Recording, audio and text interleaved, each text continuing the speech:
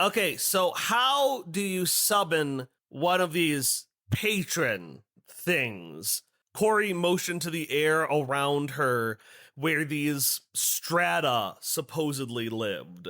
Ah, yes, an excellent question there, Coriander, Vespari responded, and Corey was not sure if he was actually congratulating her or just stalling for time.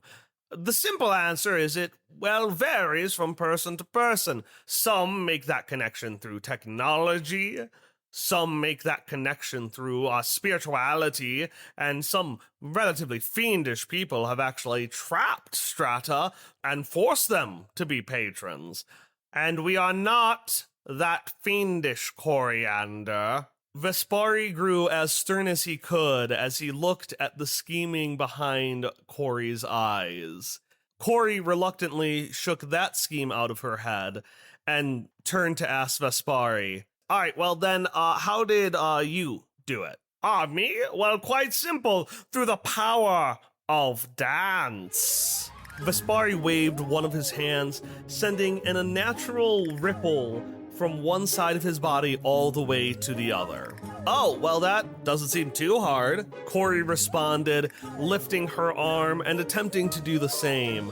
And, well, she did do pretty good. Corey found herself limited by the fact that the human body simply only has so many joints and cannot actually ripple like water.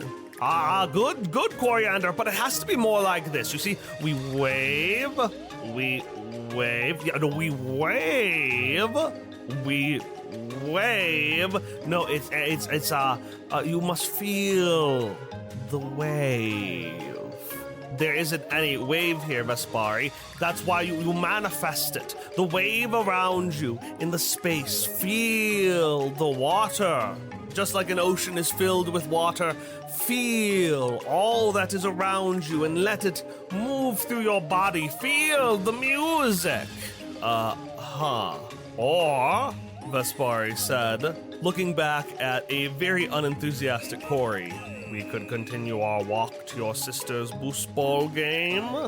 Okay, no. I can feel it. I can feel it. I can.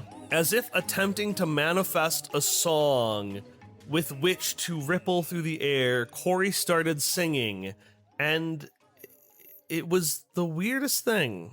She didn't really believe Vespari. Corey, after all, was a con woman, and when you're a con artist, you always have to be on the lookout for those things that appear unbelievable and life-changing. But as she made the motions, not any better, but with greater enthusiasm and a more accurate rendition of Mayor Vespari's particular version of Grace, she could swear that she actually heard music. It's at this point that I would have Corey roll, but I asked all of you to roll for her, and you gave her a 14.5. Corey, for the first time in a while, felt free, loose, authentic, and she could swear she could, for just brief moments, actually sense that world Vespari was talking about, the one hidden in the atmosphere. She could smell a recipe from centuries ago. She could see two lovers standing at the edge of a Titanic ship, and she could again hear this music. The issue was that Vespari could as well, and unlike Corey, he knew that this was something he should not be able to sense. So, Corey felt her world twirl and tumble and eventually come crashing to the ground as the mayor grabbed her with his long arms and threw her to the ground, right out of the way of a giant, smell-elephant-sized golden string. Young Coriander, are you all right? Ow! What the hell was that? Corey initially was referring to the mayor throwing her to the ground, but as she got a greater sense of her immediate surroundings, the question then shifted to the earthquake-like rumbling, the loud, warlike music, and the golden strings weaving themselves across Neulettia. It took Corey a while to take all this in, but it took Mayor Vespari no time at all. Aho! Think you can cause problems in my town, boyo? I have fought off one intruder already. You shall face the might of the Mayor Vespari. The mayor reached to his metal-filled pouch and started to pull out the materials again.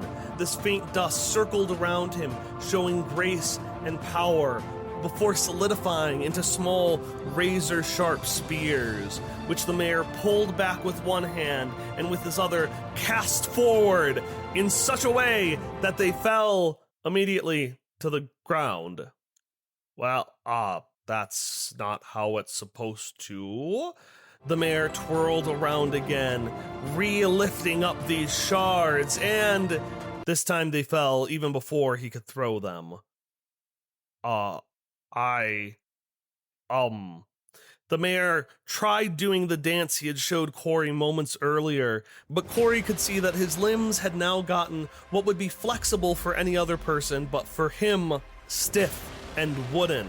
And before the mayor could even attempt his magic one more time, he found himself bound by a new, thick, golden string, completely helpless and magicless. Corey, meanwhile, refused to accept the horror that was entering her heart. Normally, in a situation like this, she would have some kind of con, some kind of scheme, but just like earlier, just like with that strata that had taken the form of an age-old warrior, Corey's mind ran blank, and she could barely even hear the mayor as he shouted, Coriander, Coriander, you must dance. I believe in your power of dance. The mayor's arms getting even more stiff as the wires pulled his patron's magic out of him, reached out for Corey, who looked at him for the world's longest seconds, before simply uttering, I'm sorry, and running into the unknown. I don't wanna feel, tell me was it worth it, 'cause I don't give a damn. I don't wanna feel, tell me that I'm perfect, just the way I am.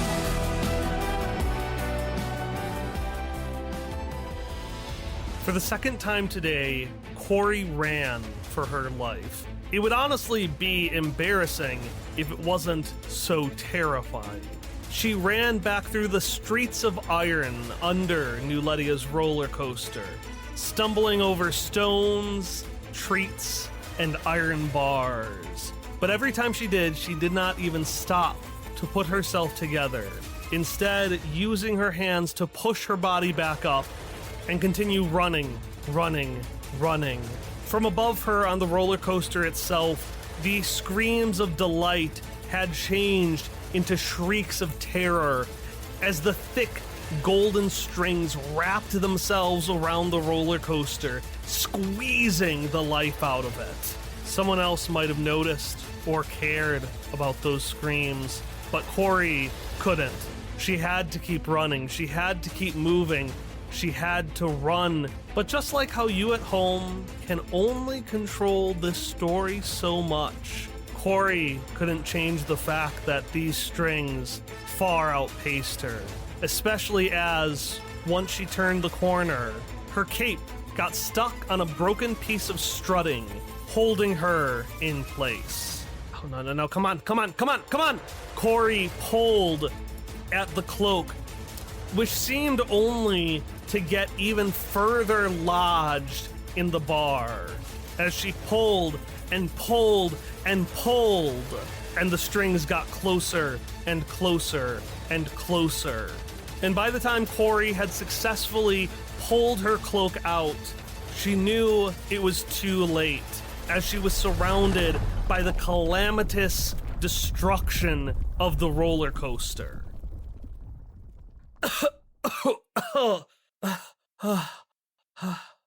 Corey, who had been thrown back by the collapse, pressed her scraped hands to the ground. The hands, normally covered by thick white gloves, were now bare to the sky, but they were still able to push her up so that she could stare forward through dust and debris at the strings, which had not gotten her, and instead were crushed under the roller coaster. Corey, it turns out, had not simply pulled her cloak out from the roller coaster, she had pulled the support down itself, assuming such a thing was even impossible. The girl fell to her knees, refusing to turn away from the motionless strings or even blink, despite the protests of her wettening eyes. She then, out of routine, almost, looked down at her cloak.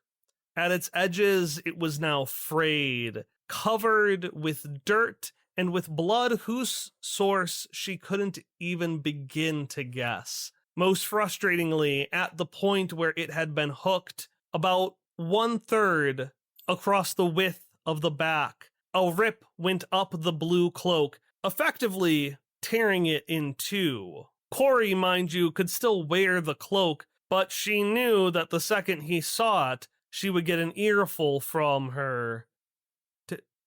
Dad. Realization struck Corey as blood flowed to her face.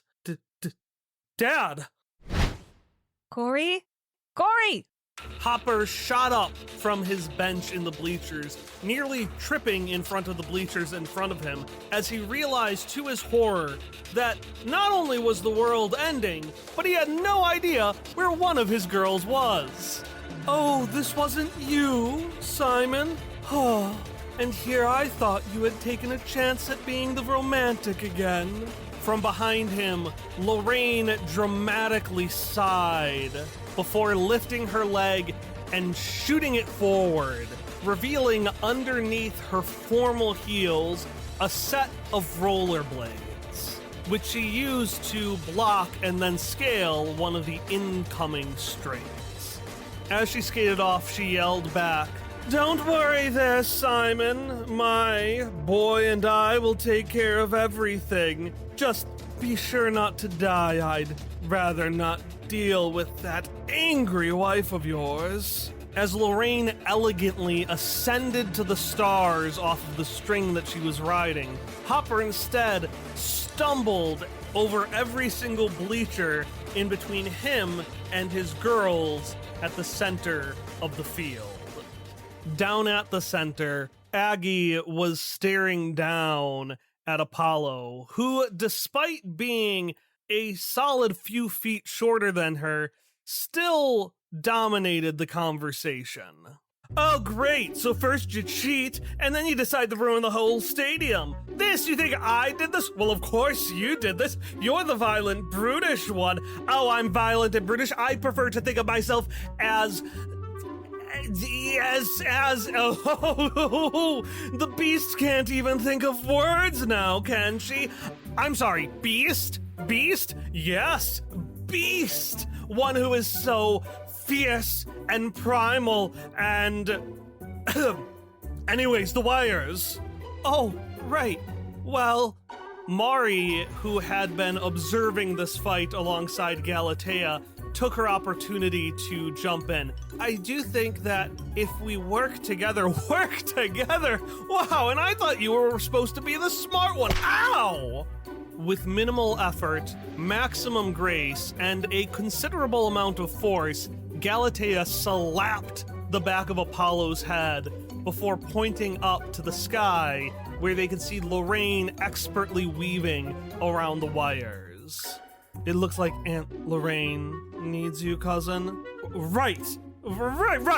Yeah, just watch and learn, Argyle. And with that, both Apollo and Galatea revealed that they had rollerblades of their own, which they used to much less gracefully, or at least in Apollo's case, much less gracefully, go up the nearest wire to them and join Lorraine in the fight in the sky. Down on the ground, Aggie screamed into her arm. Ugh! He just makes me so mad. I just wanna kiss her. Mari interrupted, looking at her angel ascending into the heavens. No, him. I mean, what?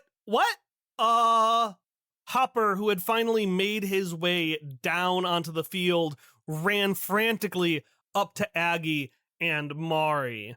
Girls, we gotta go.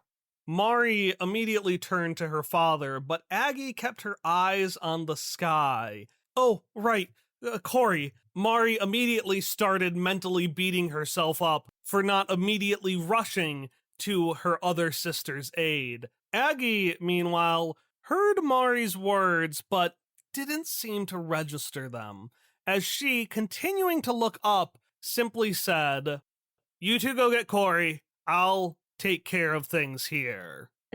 No one separates while we find your sister. Hopper attempted to interject, but by the time he had finished his sentence, Aggie had already grabbed the nearest pair of not rollerblades, but roller skates, the less cool cousin to rollerblades, and started skating away from her sister and father and towards where her rival was trying to show her up. Oh, okay. It's all right. His mind racing, his pulse pounding, Hopperscotch forced himself to take a breath and go to his happy place. Now, for most people, their quote-unquote happy place would be a place of calm or joy. For some, it might be a field beneath giant floating ruins. For others, a massive library holding pieces of information from all the worlds imaginable. And for some, it might even be just a room full of rubes for you to trick. For Hopper, however, his happy place was just a bunch of math. The ninth world is chaotic, even more so than our own. And while trying to enforce some kind of order on that madness is a madness of its own, Hopper knew that at least with math, you could maneuver it. Sure, math was ultimately made up. It was just a series of numbers put together in a way to try to understand the inherent contradictions of reality. But it did, for him, do that. It gave him a starting point, a place that he understood and could then jump off of into endless possibilities. The math always works out. I've always been able to work it out. It's a formula. It'll always work out. It's a formula.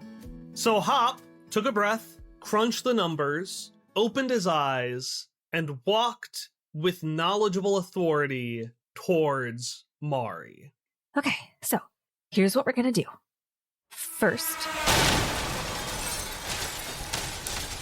and before he could say anything, like a freight train coming out of nowhere, a massive string barreled itself right into where Hopper and Mari were. And with a combined roll of 7.4, Hop was able to push his daughter out of harm's way.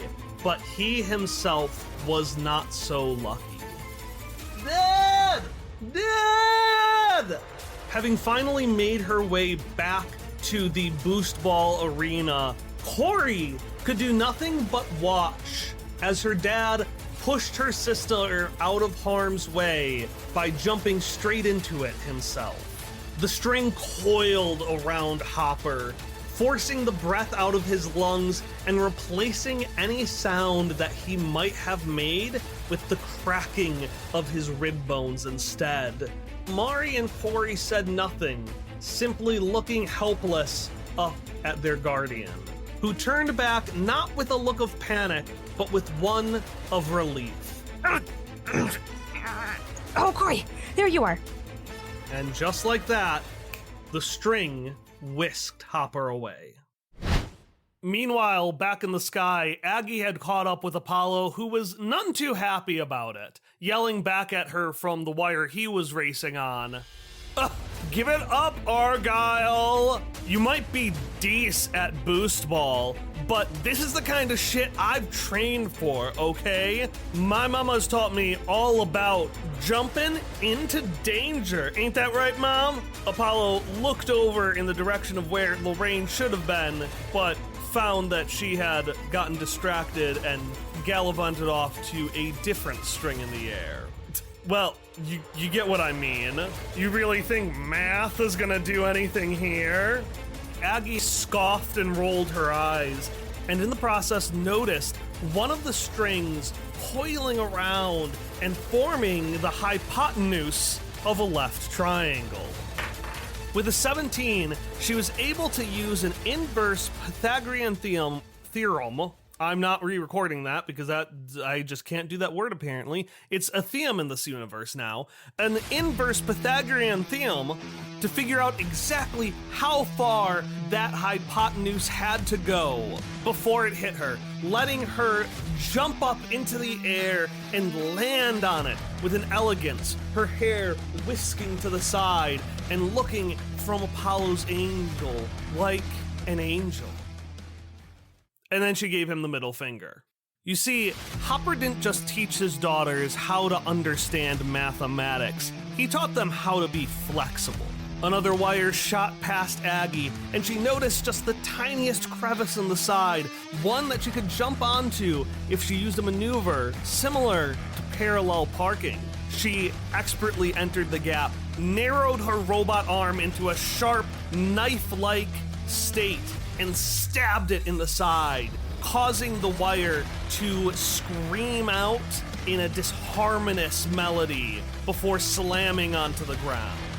When she hit the ground, Aggie's first instinct was to look back up at Apollo and give him the finger again. But before she could, she heard the sounds of her sisters arguing. What the hell did you do? What did I do? What did you do? I didn't do. I wasn't here. But you're always doing doing what, Mari? Something like something Oh, here we go. Aggie sighed. Without her leadership, these two girls couldn't do anything. She strolled up to the pair, and despite what you might say about her ability to resolve them in peaceful times, in times of crisis, Aggie had a presence. With a natural 20, she didn't even have to say anything. As she walked up, both Corey, Mari, and even Gubbins went silent. Hey, Aggie, there's something we've got to talk to. Not now, Mari. Aggie pointed up to the sky, where despite the efforts of Apollo and Galatea and many residents of Neulettia, the strings had completely covered the sky of the city itself. Those chuckle fucks think they can ruin our pre-regionals boost ball game? Well, if they think that, they haven't messed with the three of us. Okay, yeah, my thing can wait, Mari said, definitely lying to herself and Aggie. So, what's the plan, then? The plan, sisters, is very simple, Aggie responded, pulling Corey and Mari into a team huddle. You remember back at Kazoo Camp when we accidentally caused a resonance cascade? Oh yeah, Corey responded. That's the only thing about Kazoo Camp that's worth remembering. Well, I think it's time we do that again. Aggie strode confidently over to the place where her father had set down 3 kazoos. Upon seeing them, Corey immediately started pouting. Ugh, did you two get us back to Kazoo Camp? The 2 of us? Aggie rebutted. Yeah, Dad only sends us to Kazoo Camp when it's something that all 3 of us have done. Well, I wasn't here to do anything, so I don't know what I possibly could have done. Well, our options right now are Kazoo Camp or death.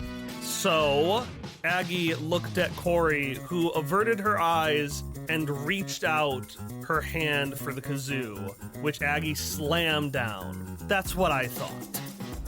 With a squeak, Gubbins covered his ears as all 3 girls put the kazoos to their mouths, harnessing the terrible, destructive power of the kazoo, as taught by Nini Misha. Now, Numenera didn't have advantage, but I think that's the best way to handle situations like this, where all three girls are working together or have some sort of positive circumstantial advantage. So I'm going to roll this dice twice and take the top result. Before I describe the result, I want to paint a scene of the situation right now, because I've just been focusing on the Scotch family, but they're not the whole of Neulettia. Neulettia, in fact, is a vast city, one that reflects the wonderful chaos of the Ninth World itself. Multitudes of people with multitudes of powers from multitudes of planets, all converging together in not harmony, but a delightful chaos. And this chaos had found itself suffocated by the strings. Prolific spellcasters felt as the magic was seeped from their body, and their spells fell to the ground in unresolute thuds. Aliens of mountainous size found themselves tripped by these massive strings, which swatted down on tiny little gummy bear people like a hand swatting at a fly. Neulettia was fighting. The Ninth World was fighting, and it was losing to the song of the strings. But then a different song started to play. One more amateur and more painful, but one more full of heart. With an 18, Aggie, Corey, and Mari played the kazoos as loud as they could, sending out sound waves that caused the strings to recoil and screech like writhing, pained snakes. They attempted to search for the source of the sound to stamp it out, but the more focus they put on this song, the more pain it caused them, almost as if its health was being swapped out for that of the city's. And when the song finally came to a close, Neulettia was still battered and broken, but the strings had long since fled. Hell yeah, that's how we do it! Aggie fist bumped in the air, shouting over the piercing tinnitus that had overcome her, Corey, and Mari's eardrums. Now let's find Dad and get the heck out of here. Mari, who had just so slightly smiled, immediately shirked back again. Well, Aggie, that's actually what I wanted to talk to you about. You see, Dad's gone, Aggie. Corey, who was fuming at her sister's excitement, grabbed a brown cowboy hat laying next to her and threw it in Aggie's direction. What do you mean he's gone? What do you think I mean, numbnuts? I mean, you didn't protect him, and now the strings took him away. Well, in that case, let's go get him. Get him? What, you want me to die too? You haven't lost one person enough already? No, I'm trying not to lose anyone, Corey. God, why are you like this? I want us to live, okay? And you want us to immediately go on another suicide mission? What is wrong with you? Their victory less than a minute long, Aggie and Corey were immediately at each other's throats, forcing a timid Mari to suck back the tears that had been dropping and come to a decision. Were the three going to go straight for the source of the strings like Aggie suggested? Or were they going to hide like Corey so desperately wanted to? Or Mari felt the soft, sweet-smelling letter in her pocket. There was always a third option.